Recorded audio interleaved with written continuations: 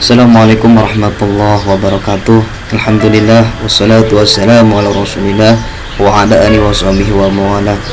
Alhamdulillah, puji dan syukur kita panjatkan kepada Allah yang mana telah memberikan kita kesehatan di hari ini. Alhamdulillah, salawat beserta salam semoga tetap tercurah limpah kepada kita baginda Nabi Muhammad SAW. Teman-teman, siswa-siswi, ahlan wa sahlan, selamat datang di kampus hijau SMK Bhinneka. Alhamdulillah, sebelum kita memasuki materi MPLS, langkah baiknya Bapak akan berkenalan dulu kepada kalian agar kalian tahu ketika ketemu Bapak dimanapun, kita ta'arufan dulu, kita harus tahu dulu siapa Bapak dan apa jabatan Bapak di SMK Bhinneka. Oke, sebelumnya sahabat yang lagi sedih, yang lagi galau, lupakan semuanya dulu. Kita lihat, kita bahagia, kita ceria dulu untuk pagi ini. Jangan sampai ada yang bete, ada yang mumet.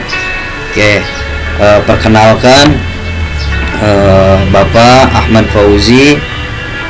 Bapak waktu sekolah SD di SDN 1 Malangsari. Kalian mungkin nggak tahu SDN Malangsari itu di mana. Malangsari itu di Rengas Dengklok, kesananya lagi di perkampungan. Dan yang kedua, ketika Bapak SMP, Bapak ngambil di SMPN 1 Jayakarta. Dan yang ketiga, Bapak mengambil MAN Rengas Dengklok Madrasah Aliyah Negeri. Dan yang keempat, Bapak mengambil perkuliahan di UIN Sunan Gunung Jati Bandung. Jabatan Bapak sendiri di SMK Bhinneka, Bapak sebagai guru bimbingan konseling.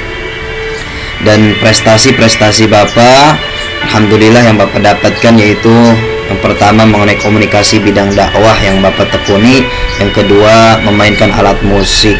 Nah, di sini juga Bapak bukan hanya fokus sebagai guru bimbingan konseling, melainkan Bapak juga memegang rohis, rohani Islam, di mana ada eskul, marawis, hadroh, terbangan, dan seni Islam yang lainnya. Nanti siswa-siswi SMK Bhinneka, alhamdulillah yang baru datang ke sini, insyaallah kita akan bergabung bersama di eskul-eskul yang lainnya, terutama kalau cinta yang namanya seni ataupun seni musik Islami bisa gabung bersama Bapak. Oke teman-teman semuanya, sahabat, apa yang kalian pikirkan sekarang? Kalian memikirkan apa hari ini? Apakah kalian memikirkan sesuatu yang tak terlupakan, misalkan kalian sedang galau? Apakah kalian memikirkan keluarga, sosial? Mungkin kalian memikirkan tentang asmara. Lupakan deh kalau kalian ada masalah. Hari ini kalian mencoba untuk membuang sugesti-sugesti kalian, sugesti yang malas bagi diri kalian, sugesti-sugesti yang penuh kemalasan bagi diri kalian, penuh keemosian. Diri kalian selalu ingat dengan masalah-masalah yang kalian hadapi. Lupakan dulu masalah kalian. Sahabat pilih, sahabat punya masalah kan? Oke, kalau sahabat punya masalah, nah lihat ini, lupakan semua masalah kalian. Lihat foto yang kalian lihat ini foto apa? Nah, ini kelihatan orang yang punya masalah tapi dia selalu tersenyum. Dia tidak bisa nggak mau terlihat masalahnya kepada orang lain, tapi dia mencoba untuk tegar. Dia mencoba untuk tegar, kayak lagu Rosa ya, tegar ya. Oke, sahabat-sahabat, teman-teman. Nah, di sini orang yang selalu memikirkan masalahnya itu akan berdampak pada psikologis kesehatanmu, akan terganggu. Nah, ketika kita memiliki masalah, semua orang pasti memiliki masalah. Betul tidak? Pasti semua orang memiliki masalah. Tapi kalau masalah tersebut kita pikirkan berdampak pada psikologis kesehatan pun, kita akan terganggu.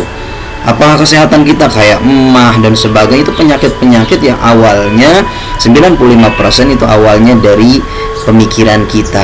Orang bisa stres, orang bisa gila, karena apa? Karena dia memikirkan masalah yang sulit untuk dihadapi. Dan mungkin, mohon maaf, kalau sampai ke stres atau gila, mungkin itu kurang kuat imannya ya gitu. Oke sahabat, kita lanjut. Nah, bagaimana caranya agar kita terhindar dari kegalauan tersebut? Kita lihat di sini. Yang pertama, kita perbaiki ibadah kita. Sudahkah kita perbaiki ibadah kita? Apakah kita lalai? Kita lalai kepada Allah. Ketika kita ada masalah, baru kita ingat pada Allah. Tapi ketika kita senang atau kita gembira, kita tidak ada masalah, tapi kita lupa kepada Allah. Sahabat, kita harus perbaiki ibadah kita yang paling pertama. Ketika kita memiliki masalah, satu-satunya kita curhat kepada Allah, bukan mengandalkan kepada manusia. Manusia hanya melalui perantara saja, tapi yang paling memutuskan untuk masalah kalian, memecahkan masalah kalian, yaitu Allah. Solusinya Allah. Kalau kalian dekat sama Allah, ibadah kalian rajin, insya Allah walaupun kalian ada masalah, tapi hati kalian pasti tenang. Gimana ibadah kalian? Gimana sholat kalian? Apakah sholat subuhnya masih ketinggalan? Apakah sholat zuhurnya ketinggalan juga? Asarnya ketinggalan? Nah, ini patut untuk bermuhasabah diri pada kita. Yang paling pertama, kita perbaiki ibadah kita. Sudahkah kita perbaiki ibadah kita? Itu yang paling pertama ketika kita menghadapi suatu masalah. Sahabat, yang selanjutnya, sudahkah kita ubah karakter kita yang buruk? Sahabat, ingat, ketika kita ingin mengubah karakter kita yang buruk, maka kita harus melihat ini. Yang pertama tadi, kita tingkatkan ibadah. Banyaklah berdoa. Waqala rabbukum ud'uni astajib lakum. Berdoalah kepada Allah, tingkatkan ibadah kita. Itu yang paling pertama ketika kita memiliki masalah dan kita ingin memperbaiki karakter-karakter kita yang kurang baik bagi diri kita. Yang kedua, tuliskan rencana kalian semua sahabat. Apa rencana kalian? Apa schedule kalian? Apa kalian sudah ditulis di buku diari kalian masing-masing? Apa sih kegiatan yang akan saya lakukan? Apa sih kegiatan-kegiatan yang saya lakukan sehabis ini? Nah, itu yang paling penting. Rencana apa di situ? Cita-cita kalian, impian kalian di situ semuanya harus ditulis di situ. Sahabat, yang keempat yaitu yang ketiga ya. Yang ketiga yaitu jauhi lingkungan yang tidak baik ya. Jauhilah lingkungan yang tidak baik. Jangan kalian mendekati lingkungan yang tidak baik. Itu sangat berpengaruh pada diri kalian. Apabila kalian tidak bisa move on, kalian tidak bisa hijrah, maka kalian harus menjauhi lingkungan-lingkungan yang membuat kalian itu jadi malas, membuat kalian itu tidak bisa hijrah gitu. Maka ini satu-satunya. Yang keempat, dekatilah orang-orang yang membuat diri kalian selalu semangat dalam berbuat hal positif. Contohnya apa? Contohnya kalian mendekati orang-orang yang rajin dalam ibadah. Kalian mendekati orang-orang yang pintar dalam belajarnya, dia giat dalam belajarnya. Kita dekati orang-orang yang berbuat hal positif. Dan yang kelima, buanglah jauh-jauh pemikiran negatif pada diri kalian.